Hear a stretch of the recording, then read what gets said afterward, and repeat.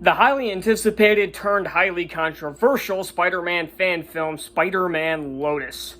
And just to get this out right off the bat, I'm not going to be talking about the racism controversy because honestly, I don't care. It has no effect on the quality of the film whatsoever.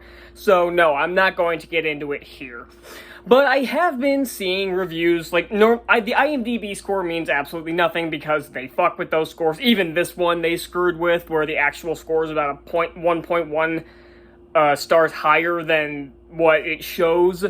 So, the unweighted score is about 1.1 higher than the actual score, or I should say the actual score versus the weighted score, but whatever.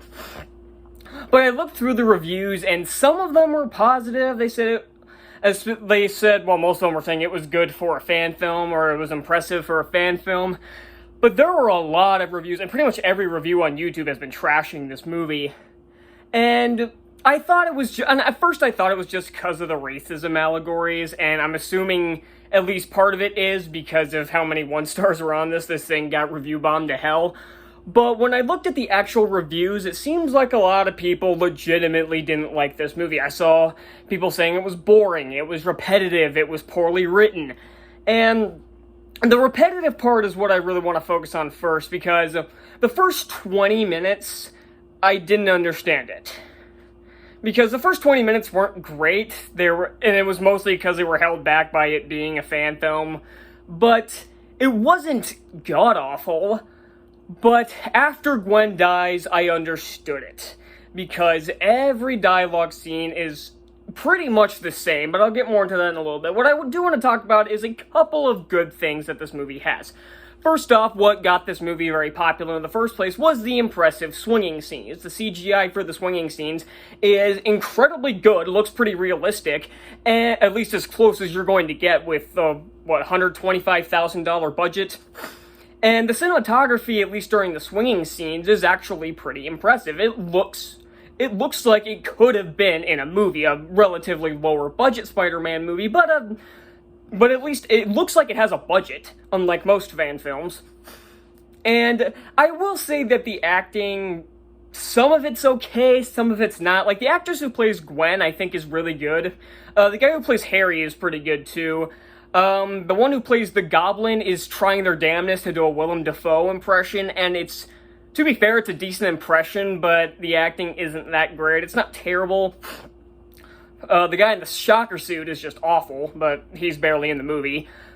The kid who plays Tim, the kid who's terminally ill that Spider-Man visits, who basically coaxes him out of retirement, the kid is actually relatively convincing.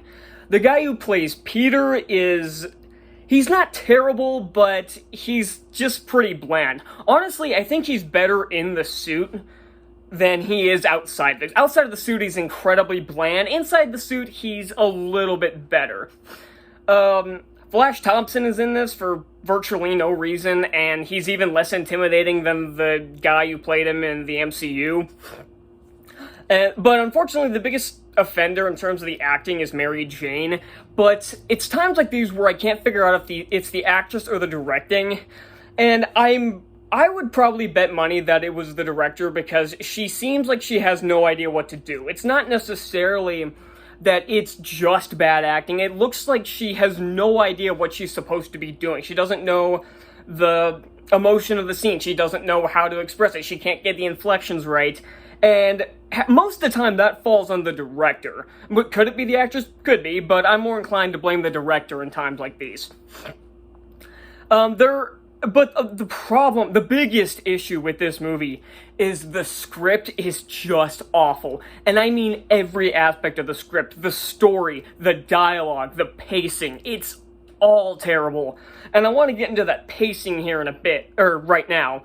Because the first 20 minutes or so, again, aren't terrible. They're not very well written, because the dialogue just isn't very good throughout the entire movie, actually. There are a few lines that are pretty decent, but most of the dialogue is just hard to listen to. But after Gwen dies, I saw the people saying that it's really repetitive, that it repeats like 10, 15 minutes of the movie, just repeats over and over and over. And Yeah, it pretty much does, because it came to a point where pretty much every scene was everybody just brooding about Gwen. And I get it, she died, but it became to a point like, okay, we get it, she's dead, can we get an actual story now? And no, we did not, because again, I saw people saying there was virtually no story. In the first 20 minutes, I'm like, okay, there's not much of a story here, it's pretty basic, but you don't need a long, complicated story. Unfortunately, this movie's long, but not complicated, because it's 2 hours. By the way, 17 minutes of this movie are credits. Yes, really. But it just repeats over and over. It's everybody talking about how much they miss Gwen, and everybody just brooding, and then there's so much time dedicated to flashbacks that don't really tell us anything we don't already know. It came to a point where I started kind of skimming through the dialogue scenes, like kind of skipping ahead every once in a while, because they were all the same. And now I said the first 20 minutes of this movie aren't as bad as the rest. They're still not great. Like, the opening fight scene, it's not very good, but it's, for a fan film, it's passable. I've seen way better fight scenes in, fan films, like the Darth Maul Apprentice one comes to mind. That was a phenomenal fight. Pretty much the entire thing was just one fight scene, but it was incredibly well done. The fight scene here is shot and edited very poorly, and the choreography is just kind of okay. And the costume design for the two villains that are in this, and they both show up and are defeated in the first 20 minutes. Shocker, his face looks like a yellow version of Zoom from the Flash TV show if he had just stepped out of Hunter Biden's crack house. And the rest of the costume just looks fucking awful. And again, the fight wasn't that great. The scene between the four friends that are here, it was okay. Like, again, it's trying to build up these friendships before they kill off Gwen. And I guess it was fine. Like, it plays like a CW. This movie plays like a CW show. It's got the same kind of cinematography, the same kind of acting, the same kind of production value. Honestly, this was made for less money than most CW shows, and I would probably say it looks about on par with a CW show. But then we get the scene then we get the opening credits, which which shows the death of Gwen in, like, art.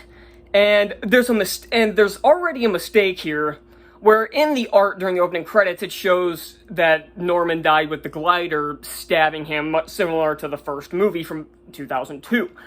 But later, it shows this flashback with a really terrible fight scene. This fight scene is so bad. And it basically shows that Norman was killed by Peter punching him too many times, I guess. I don't know. But it's very contradictory to what it established at the beginning.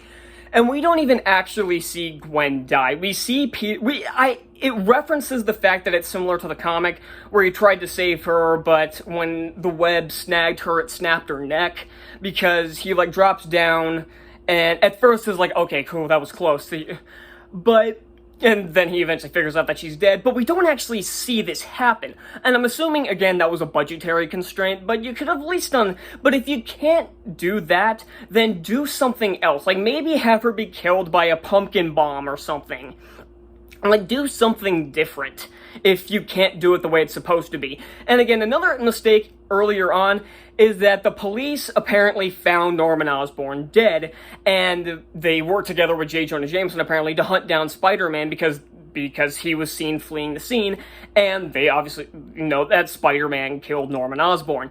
However, unlike the 2002 movie where Harry finds Spider-Man with his father's dead body, it's established that when the Goblin died here, Peter just left his body there, still in the Goblin suit. So they shouldn't be hunting down Spider-Man. They should be like, okay, the supervillain is dead and is in a flaming building, so there shouldn't be much of a loss here. Even if it is Norman Osborn, this is a fucking terrorist who was just killed. There shouldn't be an investigation or a arrest warrant for Spider-Man at this point, because again, they would see the Goblin there, not just Norman Osborn, unlike the original movie. And then the rest of the movie is just so boring. There's not a single fight scene after this. And I'm not saying you need every other scene to be a fight scene, but the entire point of action sequences in action movies and superhero movies is to, one, address character and progress the story through the character's actions during the fight scenes. And two, it's supposed to break up the monotony of these dialogue scenes, especially when the dialogue in this movie is really bad. You really need to break up the monotony of these scenes with some action sequences. Even if they're crappy action sequences, at least do something here. Because they only have 2 scenes of him swinging around, because the rest of the movie is just him brooding, and then he spends a crap load of time with Tim. And I get it, like, this is the kid who brings him out of retirement and everything, but not only does it feel like he's only in retirement for about 2 days, I'm assuming it's much longer, but it's not really established that way. It feels like he was in retirement for maybe 2 or 3 days, maybe like a weekend, essentially. Or, he just took the weekend off, I guess. But he spends maybe 20 minutes of the movie with this kid. And I feel like you could have cut that down so heavily. This did not need to be 2 hours long. This could have been an hour 20 easily. And you could have thrown in another fight scene or something. And what I thought they were doing was, with Harry, I thought they were setting him up to be the new Goblin to take on Peter at the end of the movie. I thought that's where they were going, and it seemed like they were kind of teasing that. Like, at the end of the movie, he's making a recording of himself, like, kind of almost like trying to accept Gwen's death. He mentions him being Spider-Man and everything. I assumed Harry was going to listen to that at some point. Like, he was going to find it and listen to the tape and realize that Peter is Spider-Man, the guy who killed his father. And that would lead him onto a path to be the new Goblin. Again, similar to the Raimi movies. But they don't do that. They make up by the end of the movie, and that's that. And again, I like the scene of Harry, like, at his father's tombstone and everything, like, mourning the loss of son. And it's simple, especially the fact that his father was abusive just like every other time. He still mourns the loss of his father.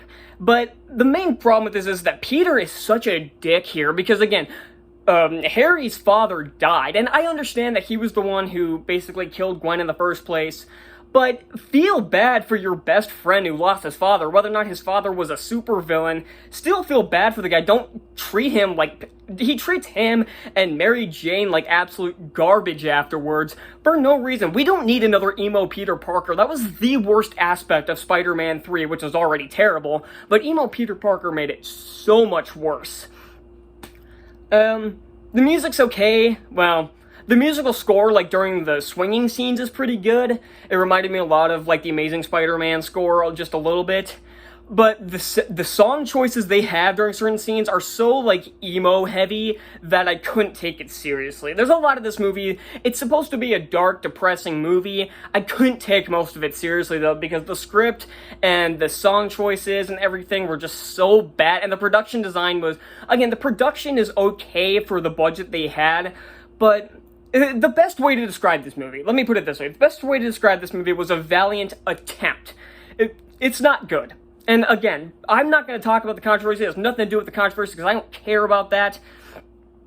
It is strictly just a poorly written movie. They needed somebody else to write this movie because the person who did clearly isn't equipped to write a script. At least for a movie like this, they're not equipped to write it because it's boring, it's repetitive, it drags 10 loads of ass, and I barely got through this. It was so boring. I'm gonna give Spider-Man Lotus a D.